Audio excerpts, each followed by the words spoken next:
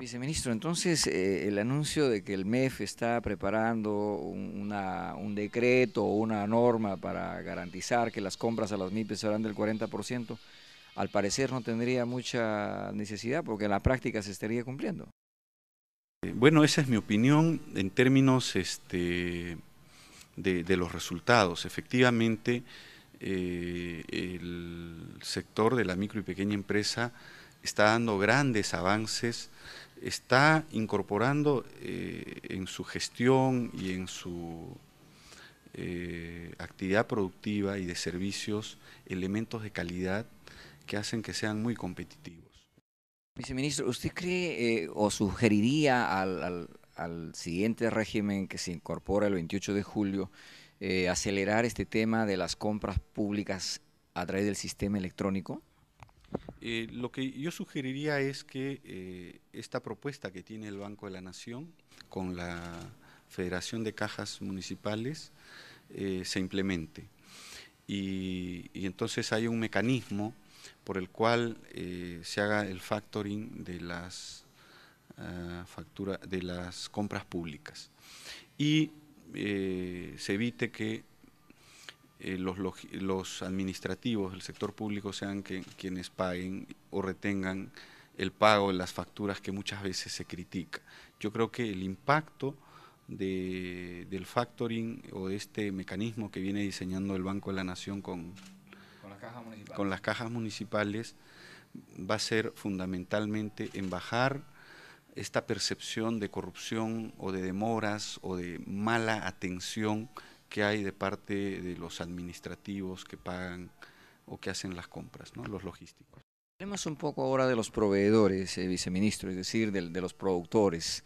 Y aquí hay que referirnos a los temas, por ejemplo, los parques industriales. Creo que hay un programa de Innovate, el tema de Fidecon y toda esta parte, de alguna manera, se convierte, no de ahora, sino ya de hace algún tiempo, como un brazo para contribuir. ¿Cómo está nuestra realidad con los parques industriales? Eh, el primero, que nuestros empresarios manufactureros no primarios, aquellos que le dan un valor agregado a la materia prima nacional o a la que se importa. Pues hoy importamos grandes volúmenes de materia prima, la transformamos e inclusive la reexportamos.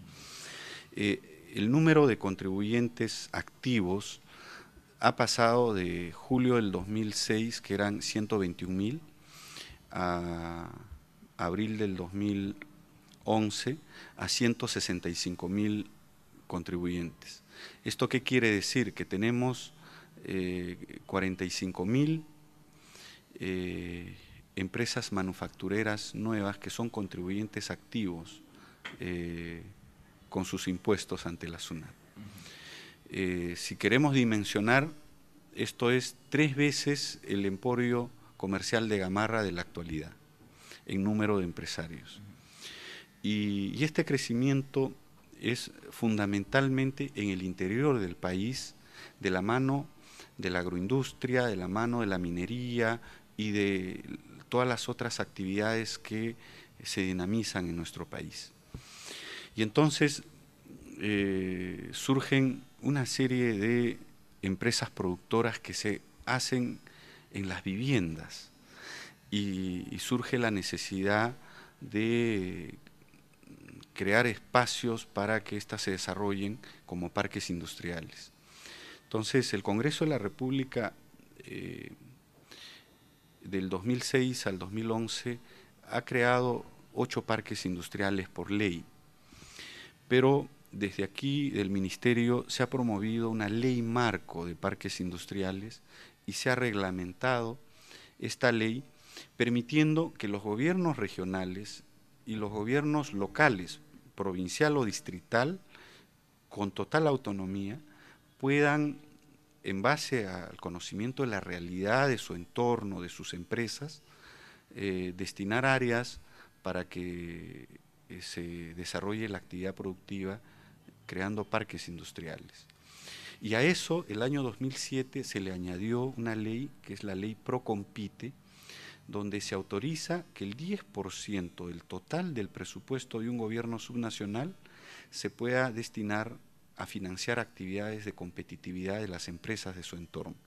Entonces, se les ha transferido estas competencias a los gobiernos locales, pero también se les está dando la autorización de usar los recursos de su presupuesto, que no pasan por el SNIP, por el monto que corresponde, ¿no?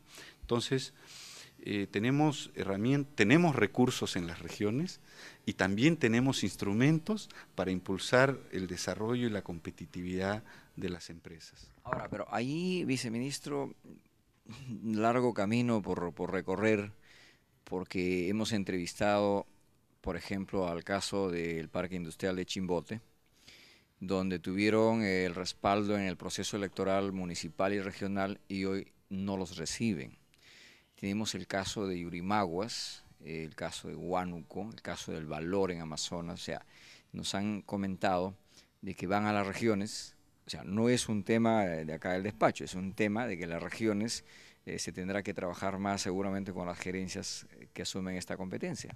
Sí, en el mes de febrero, con ya las nuevas autoridades electas y con los nuevos directores de producción y los nuevos directores de industria de las regiones, hemos tenido una jornada de 3 días para alcanzarles todas los dispositivos legales, los reglamentos y los manuales de cómo impulsar la competitividad de las empresas haciendo uso de los recursos que disponen las regiones.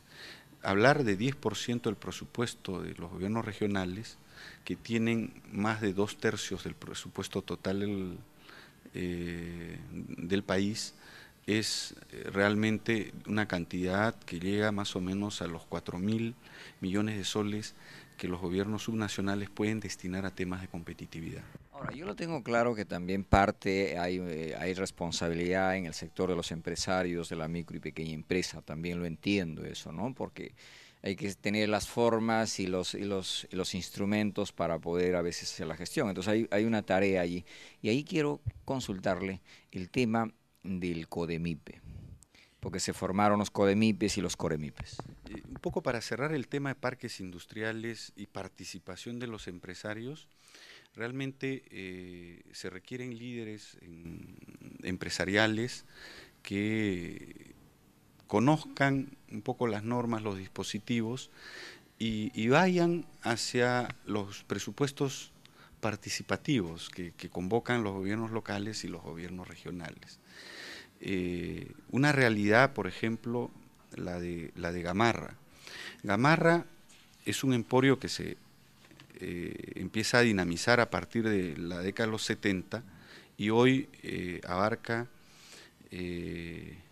solo en el Damero A de Gamarra existen 22.000 establecimientos, cada vez en galerías de hasta 12 pisos. Y resulta que Gamarra sigue recibiendo suministro eléctrico en baja tensión. ¿Esto qué quiere decir?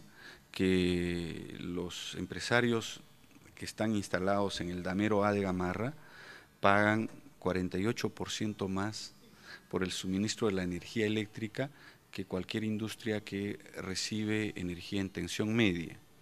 Entonces, la competitividad pasa por reducir una serie de costos e ineficiencias.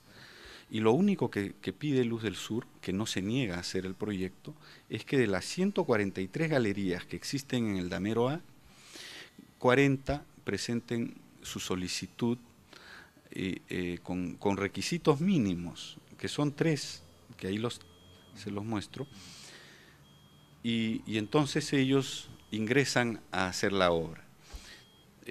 Nosotros desde el Ministerio de Trabajo estamos ya hace 3 semanas involucrados en esta actividad y realmente es un trabajo un poco tedioso porque la colaboración de los propios empresarios para su propio beneficio resulta ser lenta. Pero estamos avanzando, ya tenemos 25 solicitudes, las 40, solo faltan 15, pero yo esperaba una mejor reacción de parte de los dirigentes y de los propios empresarios ante un beneficio que se está promoviendo desde la Municipalidad de La Victoria y desde el Ministerio de Producción.